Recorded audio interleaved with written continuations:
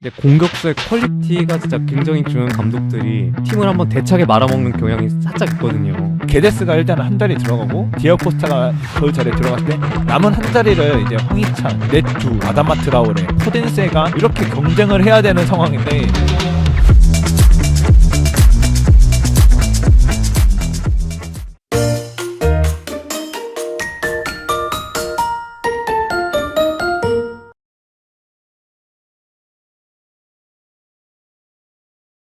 안녕하세요. 중위권 이야기입니다. 소개 먼저 부탁드릴게요. 네, 안녕하세요. 에버튼 팬 박병규입니다. 네, 안녕하세요. 사우샘튼 팬 이동근입니다. 이제 로페테기와 그리고 황희찬 선수의 미래에 대해서 얘기 한번 해보도록 하겠습니다. 일단은 브루노 라즈 감독이 경질되고 로페테기 감독이 선임될 것으로 보여집니다. 네, 이제 저희가 이제 촬영일 기준으로 지금이 10월 11일인데 이제 아직 오피셜은 안 나왔거든요. 네. 근데 거의 BBC 발로 이제 로페테기의 선임이 약간 근접했다. 그리고 협상 중이다. 이런 얘기가 나오고 있는 상황입니다. 네, 근데 비피셜이면은 거의 한 90%는 왔다라고 생각해도 될 정도죠. 네, 그렇죠. 근데 이제 약간 로페테기가 이제 관심이 있는 것 같은데 로페테기 아버님의 건강이 약간 좋지 않은 관계로 좀 약간의 결렬 가능성이 있다. 이런 얘기는 나오고 있는 상황입니다. 근데 좀 결렬 사유가 조금 크네요. 이런 네. 부분들은 조금 결렬될 수도 있다고 판단이 됩니다. 그러면 우리의 녹음이 무의미해지겠네요. 무의미해지는. 네. 네, 이거를 나중에 올릴 수는 있을까요? 네. 지금 가능성은 반반이에요. 일단 뭐 솔직히 안 되더라도 네. 로페테기가 오면 어떨까? 약간 평행 우주 세계에 자, 미리 말씀드려요. 썸네일은 그렇게 나올지언정 우리는 이렇게 녹음을 네. 한번 해보겠습니다. 이제 저희가 만약에 로페테기 선임이 안 됐으면 이렇게 약간 자고 있는 사람 그려놓고 꿈 이러고 꿈이었다. 꿈. 다음 녹음을 위한 빌드업이군요, 이거. 네, 빌드업이죠.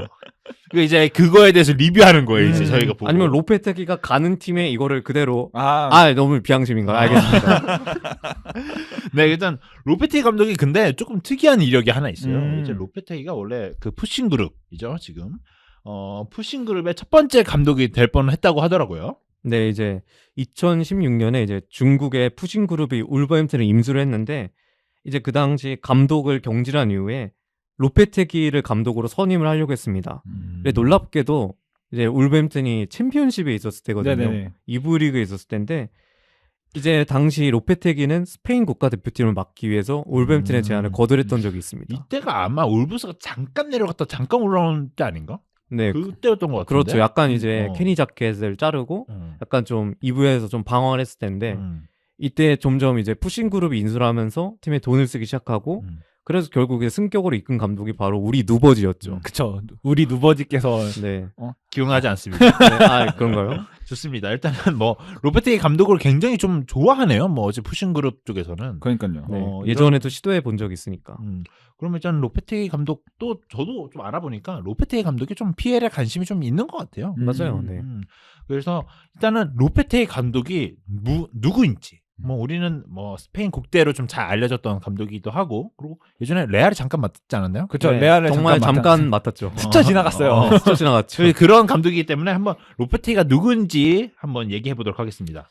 네, 이제 로페테기는 이제 좀 어떤 감독이냐면 이게 세비야에 있었던 감독으로 다 기억을 하실 거예요. 그쵸. 최근에 이제 세비야가 한국에 왔었잖아요. 네네. 이제 거기서 약간 팬 서비스가 좋았던 감독이다.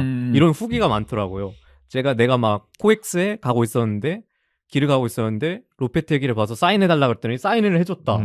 그 로페테기 감독 살짝 쇼통이 가깝네요. 쇼통이.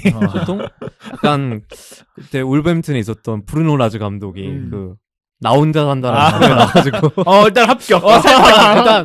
일단 호감 호감 일단 친한 감독인가요? 살짝 괴가 비슷하네요. 네. 합격 이런 거. 일단 호감 스택 정립을 했고요.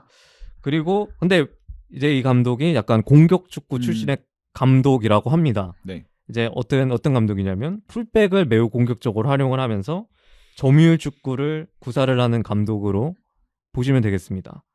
그리고 또 이제 제공권 있는 9번을 약간 좋아하는 감독으로 약간 크로스 플레이나 이런 플레이를 주로 요구를 합니다. 선수들. 이런 거 잘못하면 가끔 무지성 크로스가 이제 나중에 그 얘기를 할 겁니다. 이제 이게 이제 참 이번 시즌 세비야에서 무슨 일이 일어났는지. 일단 알겠습니다. 근데 이거 얘기만 들으면 이 팬에 정말 잘 어울리는 감독이긴 하네요. 이게 공격수가 온전하다면이라는 전제하에서. 그래서 이제 이 감독은 에피소드가 몇 개 있는데 이제 또 이 감독을 아는 많은 분들이 이제 월드컵 직전에 스페인 국대를 이 감독이 맡았거든요. 네. 그래서 이제 월드컵이 시작되기 직전에 근데 이제 시작되기 딱 직전에 이제 월드컵이 끝나면 로페테기가 레알 마드리드 감독이 된다. 맞아, 이런 맞아. 오피셜이 나왔었어요. 맞아요. 근데 스페인 축협이 그걸 좀 약간 불만이 있었나 봐요. 맞아요. 그래가지고 그 다음 날에 바로 경질이 돼버리고 말았습니다. 월드컵을 시작도 하지 않았는데. 그래서 월드컵 시작도 안 했는데 경질된 약간 특이한 사례로 기억이 됐었습니다. 그리고 이때 스페인은 기록 안 좋았어요. 성적 안 좋았어요. 스페인 맞아요. 네. 조별 탈락 아닌가요? 16강인가? 16강 갔습니다. 16강은 갔을 것 같은데 왠지. 뭔가 조별 근데 못했어요. 탈락한 확실히 조별- 못하긴 아, 했어요. 독일이 조별 탈락했었구나. 네. 저희한테 맞아. 떨어졌죠. 그래서 이제 근데 이제 레알 마드리드로 가서 잘했냐? 또 그것도 아니었습니다. 맞아요. 이때가 이제- 아마 지단 끝나 보죠. 네, 네, 지단 맞아요. 맞아요. 맞아. 하필이면 딱 지단 어. 끝나고 온 감독이라 와, 그 기라성 같은 뭐 지단의 그 챔스 3연승 그거를 네. 야, 이거를 더 지단보다 잘하려면 한 4연패를 해야 돼. 그러니까 쉽지 않네요 처음부터. 그래서 이제 레알 마드리드를 맡은 지 3개월 만에 경질이 됐는데 어떻게 됐냐면 엘 클라시코에서 무려 5대1 패배를 당하면서 바로 경질이 되고 말았습니다. 이때가 아마 메시의 이제 마지막 좀 라스트 댄스라고 불리는 메시의 시즌인데 진짜 라스트 댄스한테 그때- 제대로 걸려서 네, 정말 거하게 맞았네요. 네. 그래서 경질이 됐던 이력이 있습니다. 그리고 솔라리죠. 네. 솔라리가 그리고 감독을 했죠. 감독 대행에서 음. 감독을 했는데 어쨌든 이제 로페테기는 이제 세비야의 감독으로 선임이 됐고요. 그다음에 계속 팀을 이끌다가 이제 최근에는 성적 부진으로 경질을 당했습니다. 근데 제가 알기로는 이제 네. 세비야가 그 로페teg이 초창기 당시에는 정말 좀 괜찮은 팀 네네. 그리고 성적도 많이 높았던 팀으로 알고 있는데 아니 뭐 단순하게 생각했을 때도 그 유로파 우승을 한 번 했잖아요. 네네, 맞아요. 맞아요. 그 첫 시즌에 이제 19-20 시즌이죠. 네. 그 시즌에 좀 유로파 우승을 기록을 했습니다. 그리고 그 다음 해에도 저는 곧잘 했던 걸로 기억을 하거든요. 근데 어떻게 이렇게 처참하게 된 건지. 자, 이제 얘기를 해보도록 하겠습니다. 로페테기는 왜 세비야에 잘렸을까? 라는 얘기를 해보도록 하겠습니다. 아까 유로파 우승을 얘기를 하셨는데 네. 약간 유로파 우승이 물론 로페테기의 가장 큰 업적인 건 맞지만 네. 고점이었다? 자 고점인 건 맞거든요. 근데 이제 그 중심에는 바네가가 하드 캐리를 했다. 맞아. 이런 바네가 평가가 세비야에서 있었습니다. 진짜 잘했었잖아요. 네. 근데 그 이후에 이제 물론 이제 4등을 계속 유지를 하긴 했지만 레알 마드리드, 바르셀로나 그리고 아틀레티코 마드리드가 있는 라리가인데 이 세 팀이 좀 흔들렸잖아요. 맞아. 셋 다 물론 레알 동시에 마드리드는 흔들렸어요. 좀 그나마 안정적이었지만 이제 바르셀로나랑 아틀레티코가 흔들렸는데 네. 그 와중에서도 약간 4등을 계속 유지를 했지만 3위까지 올라가지 못했다. 그래서 약간 아쉬웠다. 이런 점이 있는 것 같습니다. 물론 근데 이것만으로 욕할 건 또 아니잖아요. 그렇죠. 근데 이제 그 다음 이제 2시즌 토너먼트에서 챔피언스리그 조별리그 광탈을 하셨습니다. 특히 이제 지난 시즌에는 이제 G조가 어떤 팀들이 있었냐면 이제 릴 그리고 짤츠부르크, 볼프스부르크가 있는 상대적인 좀 약한 조였거든요. 다 할만한 고만고만한 팀들인데 진짜 이거. 고만고만한 팀들이 있는 조였는데 여기서 3위를 기록을 하면서 유로파로 가버리고 말았습니다. 와 이건 좀 유로파로 내려가면 유로파 또 우승해야 되거든요. 그쵸. 에메리처럼. 그런데 못했습니다. 왜냐하면 16강에서 웨스트햄한테 지고 말았습니다. 이거 세비야의 띠를 결국 못했네요. 원래 이거요. 세비야가 원래 국룰인데요. 챔피언스 리그에서 유로파 리그로 강등되고 유로파 리그에서 우승한 다음에 챔피언스 리그가 유로파에서 세비야 못 이기거든. 그렇죠. 이 세비야의 띠가 있는데 나름 이거를 그래도 실패했네. 에메리 감독 때는 그런 게 가능했는데 맞아요. 근데 16강 탈락을 해버리면서 좀 좋지 못한 성적을 냈죠. 그리고 이제 지난 시즌 초중반기까지 2등을 기록을 했지만 하지만 이후 18경기에서 11무를 맞아요. 막판에 완전 흔들렸어. 무바지네요. 무를 기록을 하는 등 꼬라박으면서 결국 4위로 마무리할 수밖에 없었습니다. 이거는 좀 심하다. 특히 이제 저번 시즌 초중반기에 이제 아틀레티코하고 바르셀로나가 약간 휘청했잖아요. 네네. 이제 그 와중에서 이제 2, 3등을 좀 기록할 수 있는 좋은 기회였음에도 불구하고 후반기에 기록이 안 좋았던 점이 로페테기 감독을 약간 비판하는 사람들의 약간 약간 근거처럼 되고 있습니다. 그죠. 그리고 제가 기록을 좀 찾아보니까 네. 이때 레알 마드리드가 4패를 했어요. 근데 세비야도 4패를 했어요. 오, 그러니까 무승부가 16개야. 진짜 무승부 때문에 그런 거네. 그러니까 아니 이 팀은 그리고 심지어 AT 마드리드랑 1점 차거든요. 71점, 70점. 그러니까 그리고 바르셀로나랑 3점 차거든요. 이게 뭐 레알 마드리드는 못 따라간다 쳐도 바르셀로나랑 AT 정도는 잡아줬어야 된다. 그러니까 그때 당시에 제가 바르셀로나 경기를 보면서 아, 쟤네들 진짜 더럽게 못한다. 저럴려 축구하나 이런 생각을 했던 텐데 와 쉽지 않다. 네, 그리고 이제 이번 시즌이 활용 점정이었죠. 이번 시즌에는 결국 이제 리그 18위를 기록을 하면서 강등권이 위치했고 결국 이제 경질이 되고 말았습니다. 와 근데 진짜 이거 좀 안 믿기는 게 세비야가 사실 여기에 있을 팀이 절대 아, 아니거든요. 절대 아니죠. 18위에 있을 네. 팀은 아니죠. 라리가를 뭐 챙겨 막 엄청 열심히 챙겨본 건 아니지만 그래도 항상 이제 바르셀로나 경기 보면서 라리가 팔로잉 정도는 하잖아. 팔로잉 했을 때 세비야는 그래도 언제나 그 유로파 라인권 안에는 항상 있던 팀인데 보통 이제 막 부진해도 12, 12. 네네, 맞아요. 그 정도 있던 팀인데 완전 진짜 18위까지 꼬라박을 줄은 생각을 못했습니다. 그리고 뭐 사실 한국 왔을 때 조금 토트넘 상대로 잘하길래. 네 맞죠. 야, 이 팀은 또 이번 시즌에도 이랬는데 이렇게 강등당할 줄은 몰랐습니다. 강등을 당하진 않았죠? 아직 안 당했죠. 이제 네. 강등권에 위치할 줄은 몰랐습니다. 네, 그리고 이제 로페테 감독이 비판을 받는 점이 이제 약간 건전했던 세비야의 재정 상태를 망가뜨렸다. 이런 비난을 받고 있습니다. 물론 로페테기 감독이 망가뜨린 거는 아니긴 하죠. 막 돈 훔쳐왔다거나 이런 건 아닌데 뭐 이유는 될 수 있겠다. 근데 이제 기존 안정적인 재정 관리를 하면서 세비야가 운영을 하고 있었는데 그러니까 로페테기 감독이 구단에 이 선수 사달라 저 선수 사달라 요구를 했나 봐요. 네. 그래서 이제 그 선수들을 샀는데 이제 올리베르 토레스, 저 파푸 고메스, 저희가 아는 그 알레한드로 고메즈고요. 네. 이제 수소 그리고 마샬은 이제 빚까지 내면서 임대 영입을 했고요. 그리고 이제 코로나 또 이번 시즌은 이스코를 영입을 했는데 이제 뭐 성공률이 반타작 정도 됩니다. 물론 이제 모든 감독들이 영입을 한 게 다 성공을 할 수 없으니까 그거는 이해가 되지만 이렇게 빚까지 내주면서 영입을 해줬는데 결국 이제 아까도 얘기했듯이 챔피언스리그 조별 탈락을 하고 그리고 이제 유로파에서는 16강에 떨어지는 등 이런 유럽 대회에서의 성적이 굉장히 좋지 못했죠. 그렇죠. 그래서 이제 성적을 내지 못해서 이제 수익이 나지가 않잖아요. 네. 빚을 메워줄 수익이 나지 않으니까 이제 디에고 카를로스를 결국 이제 빌라에 판매를 할 수밖에 없었습니다. 그런 비하인드가 있었군요. 네. 결국 뭐 이제 자기가 자초한 거죠. 그래서 어찌 보면 좀 이해는 안 되는 영입이었잖아. 뭐 물론 이 선수가 PL에 가서 뛰고 싶었다. 뭐 이렇게 생각하면 그럴 수 있겠지만 좀 이런 이유도 있겠네요. 어찌 보면. 네, 약간 이제 사실은 그 예전까지는 약간 챔피언스리그 팀 선수가 물론 빌라가 나쁜 팀은 아니지만 빌라가 사실 유럽배를 못 나가는 팀인데도 불구하고 여길 가네? 라는 생각이 들면서 이 PL의 자금력이 대단하구나 이런 생각이 들었는데 이런 비하인드가 있다는 걸 알게 되니까 약간 좀 그랬구나 이런 생각이 들더라고요. 어쨌든 이제 디에고 카를로스를 이렇게 판매를 했음에도 불구하고 이렇게 로페테기가 선수를 사면서 이렇게 빚을 졌죠. 네. 그 빚에 대한 아직 재정적 어려움이 남아있는 상황입니다. 아무래도 뭐 질수쿤데는 뭐 바르셀로나가 근데 네. 뭐 이거는 거의 뭐 분할 지급을 지급. 분할을 했을 거예요, 걔네는. 네, 어쨌든 이런 식으로 해서 뭐 세비한테 경질을 당했다. 뭐 세비한테 경질 당했고요.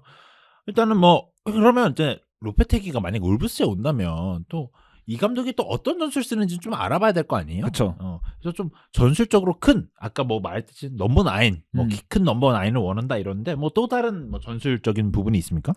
네, 아까도 이제 풀백을 공격적으로 활용한다고 얘기를 했죠. 음. 그래서 그 점은 이제 오케이입니다. 네. 그래서 그런 거는 좋은데 이제 약간 저번 시즌 후반기부터 점점 이제 센터백과 풀백 사이 공간이 점점 시공간처럼 벌어지기 시작했습니다. 자 이제 여기서부터 문제가 생기는 거거든요. 네, 그러면서 이제 쿤데와 디에고 카를로스가 이거를 굉장히 좀 잘 커버를 해주면서 그나마 좀 버티는 모습을 보였지만 이제 이번 시즌을 앞두고 두 선수가 다 나가게 됐잖아요. 그렇죠. 그러니까 이제 다른 선수들이 그 자리를 메워줘야 되는데 그 정도만큼만 할 수 없었던 것 같습니다. 사실 이 두 쿤데와 뭐 디에고 디에고 카를로스는 좋은 선수들이죠. 상당히 좋은 네, 선수들이기 좋은 선수들이죠. 때문에 쿤데는 이제 뭐 바르셀로나 가서도 굉장히 풀백 뛸 정도로 정말 기동력이 좋은 선수거든요. 근데 좀 커버 범위가 넓어지면 이거는 뭐 감독이 지시해주지 않는 이상 쉽지 않아요. 사실 그 좋은 퀄리티의 선수들이면 모르겠지만 이게 좀 사실 전술상 쉽지 않거든요. 네, 그리고 저도 이제 최근 세비야 경기를 좀 이제 이것 때문에 좀 봤었는데 보니까 이제 아무래도 그 두 명의 센터백이 다 이제 영입해 온 선수인데 이게 아무래도 손발 맞출 시간도 부족한데 이미 뭔가 수비적으로 뭔가 합이 안 맞는 상태인데 너무 라인을 앞으로 올려버리더라고요. 그러다 보니까 이제 상대의 압박이 더 취약해지고 안 맞는 합으로 이제 빌드업을 하려니까 이것도 또 빌드업도 제대로 이제 되지가 않고 좀 총체적 난국이라는 게 딱 맞을 정도 표현이 드는데 네 이런 그러니까 그 전에는 쿤데랑 이제 디에고 카를로스로 어떻게 버티는 게 지금 와서 똑같이 그거를 이어나가려고 하는데 선수들이 그걸 못 받쳐주는 것도 있는 것 같아요. 물론 그거에는 또 감독이 제대로 된 역할 분배를 못 해준 것도 있는 것 같기도 하지만요. 네, 그리고 또 이제 공격과 수비진 사이 공간이 점점 벌어지기 시작을 하면서 이제 점점 이제 크로스 전개 약간 의존하는 경향이 높아지게 됐습니다. 그 롱볼만 때리겠네. 딱 봐도. 네, 이제 측면 풀백을 결국 공격적으로 쓰다 보니까 결국 풀백한테 의존하는 상황이 많이 발생을 했는데 이제 중앙 공격수가 좀 아쉽죠. 그쵸. 네, 이번 시즌은. 뭐 이제 라파미느랑 이제 돌베르가 네, 이렇게 그렇죠. 거의 라파미느가 주전이고 돌베르가 돌아가면서 뛰는데 네 좀 그리고 지금 이제 골 그 수만 봐도 그 올리베이라 토레스가 3골로 1등이에요. 네. 3골 1등. 그리고 사실 올리버 토레스도 좀 실패한 영입이다라고 비판을 네. 받고 있었는데 그런 토레스가 3골로 1등이고 그 다음이 2위가 이제 2골을 넣은 이제 호세 앙일인데 호세 앙일은 또 우측 풀백이고 네, 우측 풀백 맞나요? 이제 그 정도로 좀 상황이 네. 심각하다. 혹시 우리 라멜라는 몇 골 넣었습니까? 라멜라는 한 골로 네 3위를 네 와, 기록했습니다. 당당히 득점 3위를 기록했네요. 당당히 잘하고 3위를, 있구나. 네?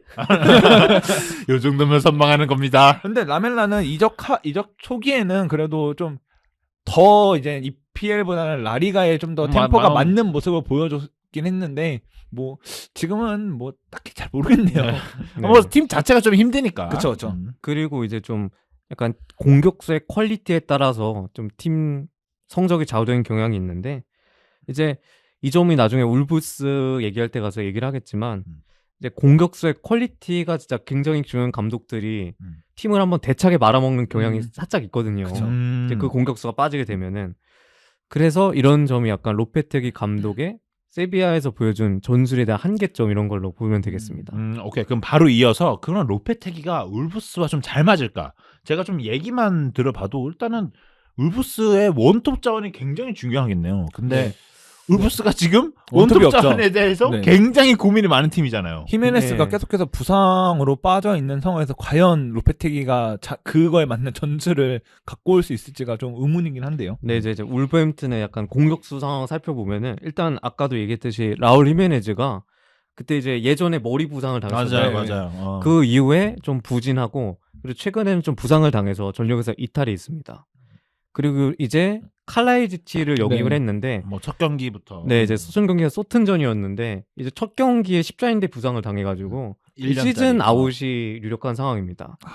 그래서 이제 자유계약으로 그 예전에 첼시에 있었던 디오고 코스타를 영입을 했는데 이제 이 선수야 뭐 사실 나이도 많고 사실 거의 뭐 8개월 동안 백수로 있다가 실전 투입이 됐는데 뭐 잘하기를 사실 기대하기 어렵지 않겠습니까? 그렇죠. 그리고 제가 알기로는 그 팀에서도 조금 의문을 가졌어요. 네, 제대로 못 잘못 뛰었어요. 만났었어요. 네, 제대로 못 뛰었어요. 네, 사실 뭐 이름 명성이 높을 뿐이지 실력으로는 살짝 기대가 안 되는 그런 선수긴 합니다.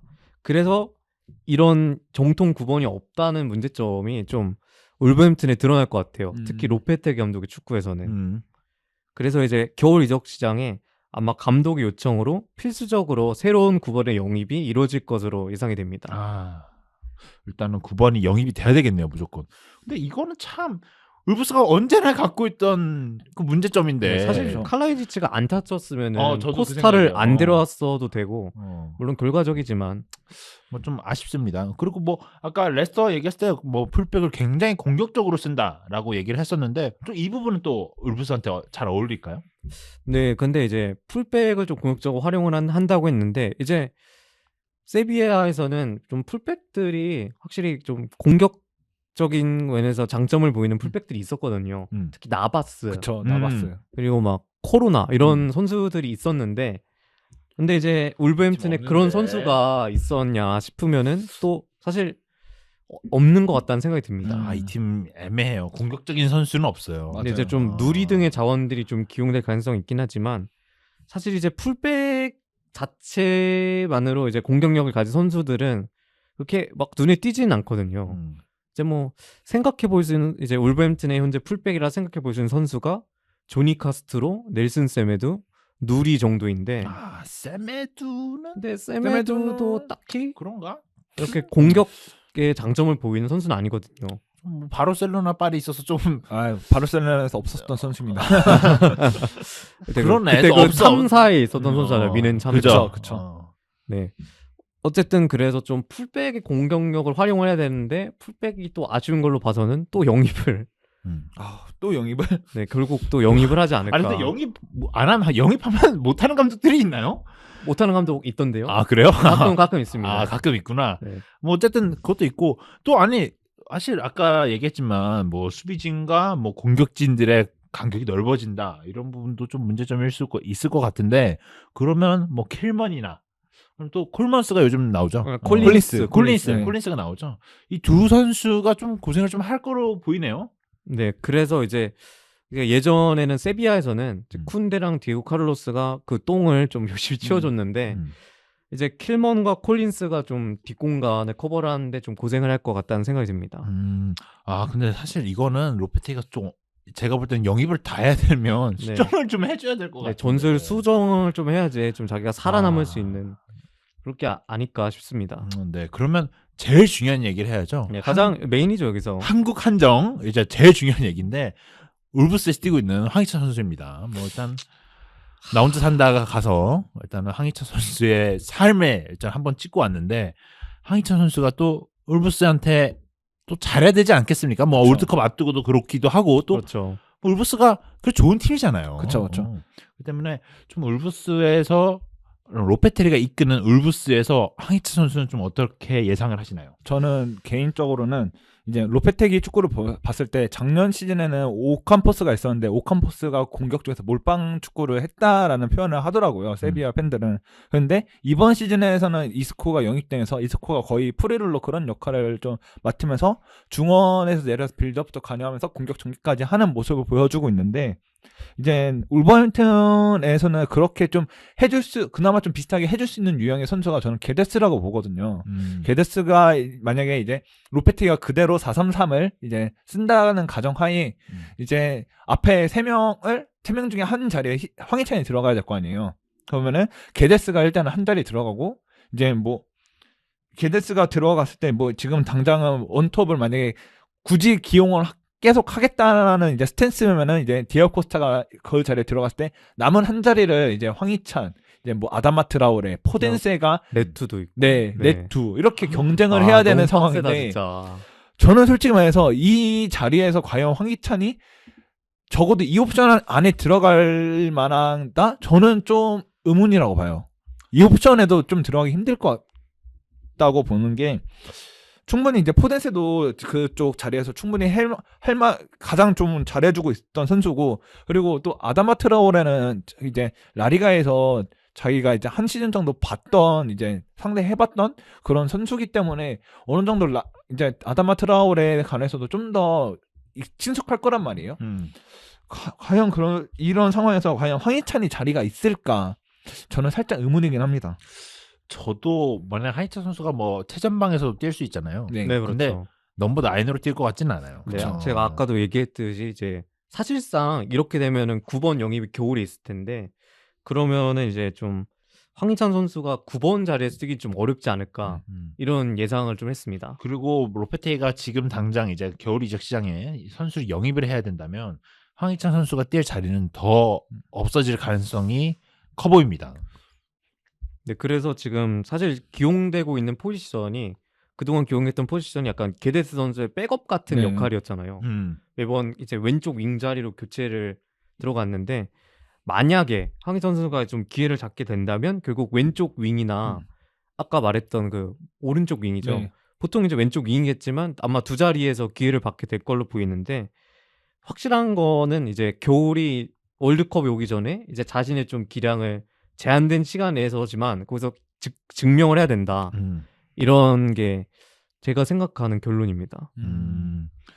확실히 조금 힘들 것 같아요. 네. 저는 뭐 게데스가 9번에 만약에 9번 선수가 영입이 된다면 게데스가 그 자리를 설 가능성도 있고 뭐 그러면 뭐 교체는 1순위 정도는 될 수 있겠지만 그렇다고 선발 자원이 될 수 있을 것 같지는 좀 힘들 것 같다는 생각이 좀 드네요. 그래도 좀 이제 저는 그래도 그나마 긍정적인 점은 그래도 이제 겨울이 오기 전까지는 좀 교체 1순위로 쓸 가능성은 높아 그쵸. 보이긴 하거든요. 맞아요. 그래서 이제 그 시간 안에 이제 증명을 내야 된다. 그렇지 않으면은 좀 힘들어질 수 있다. 이런 예상을 하고 있습니다. 저는 황희찬 선수가 이제 투톱 네. 뭐 이제 예전에 잘츠부르크 있을 때 투톱에서 네. 굉장히 좋은 모습을 보여줬잖아요. 그래서 이런 뭐 투톱이나 아니면 왼쪽 윙어가 굉장히 좋은 자리라고 생각을 하는데 좀 뭐 투톱을 쓰는 감독도 아니고 그리고 이제 또 왼쪽 윙에는 좀 좋은 선수도 있고 이러다 보니까 이번 뭐 황희찬 선수가 좀 남은 시간 동안 굉장히 증명을 해야 되는 순간들이 많이 올 것 같습니다. 근데 정말 로페테이가 울브스 와서 어떤 전술을 쓸지 감이 안 잡히는 게 뭐 말씀하신 대로 앞에 최전방에 공격수가 박혀져 있어야 되는데 박힐 선수가 없잖아요.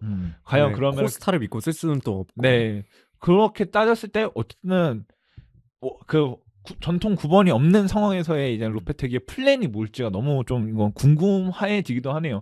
저는 또 오히려 이제 게데스를 차라리 9번으로 쓰고 그러면은 황희찬 자리가 좀 나지 않을까 이런 생각도 해봤거든요. 네. 근데 또 그 자리에 선수들을 또 보니까 네투, 포덴스 이런 선수들이 있는 거 보니까 경쟁이 정말 쉽지 않아 보이긴 합니다. 아니 그리고 히메네스 선수 아예 안 쓸까요?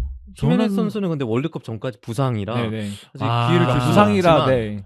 근데 결국에는 데리고 갈 것 같긴 하거든요. 어떻게든. 그리고 히메네즈가 확실히 지금 당장은 폼이 안 좋았지만 폼이 그래도 괜찮았을 때는 충분히 제 역할을 해줄 수 있는 선수고 맞아요. 그리고 딱 이제 로페테기가 원하는 제공권도 되고 앞에서 뭐 좀 연계 플레이도 연계 플레이도 가능한. 다 가능한 이런 선수기 때문에 로페테기 입맛에는 좀 잘 맞을 거라는 생각이 좀 들거든요. 근데 이제 또 부상을 당했으니까 네네. 사실 폼이 그러니까. 또 온전할지도 걱정이고 음.